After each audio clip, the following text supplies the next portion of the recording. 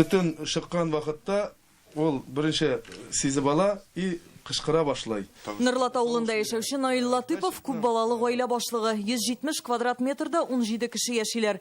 Бүген көтеп алган кунаклары да буш кул белән килми, янгын турында хәбәр бирүче махсус җайланма бүләк итә алар. Йорт бүлмәләре исәбеннән 7-не калдыралар. Нинди генә хаты җырласаң да ул уята кешене. Махсус җайланма белән бер рәттән янгын сүндерү аппараты да әлеге гаиләгә тапшырыла. Дөрес итеп кулланырга да өйрәтәләр. Направляем струю на очаг возгорания.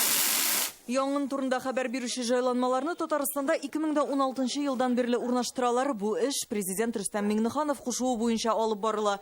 Узган ел гына 85 мең шушындый датчик куелган. Шул рәвешле күп балалы гаиләләрне, ялгыз торучы картларны ут күздән сакларга тырышалар. Чыгып китәләр, кайсы берләре балалары өйдә калган була, кайсы вакыт менә шундый әйберләр булса, алар тынычлап эшенә китеп эшләгән булырлар.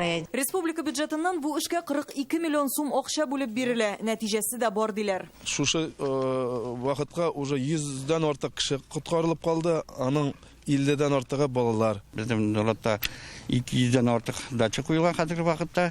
Ул датчиклар, датчик куелган җирләрдә пока олар пожарлар юк. Узган ел Алексеевский районында датчик тавышын ишетеп 14 яшьлек Иван Павлинов үзенең 3 энекәшен уттан коткарып кала. Ә Мөслим районында махсус җайланма тавышы өлкән яшьтәге ханымның гомерен саклап калырга ярдәм итте. Янгынның теле озын була бит, ут күздән дә гел сакланып калып булмый. Шул ук Нырлат авылы. Ел башында гына менә бу йортта янгын чыгып, бер ир атның гомере өзелә.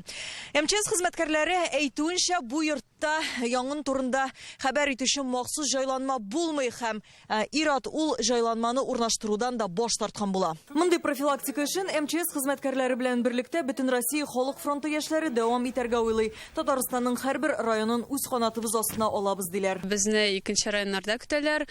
Беренче булып ул Тукай районы була һәм Алабуга районы. Шуңа да карамастан, ел башыннан Татарстандагы янгыннарда 29 кеше үлгән. Еш кына фаҗига ут белән саксыз эш итү, идә тәмәке тарту, җылыту җайланмалары төзек булмаудан килеп чыга ди МЧС хезмәткәрләре.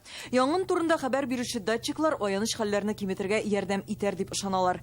Яшел Үзән районыннан Алия Хәйретдинова, Игорь Романов, Яңа Гасыр каналы.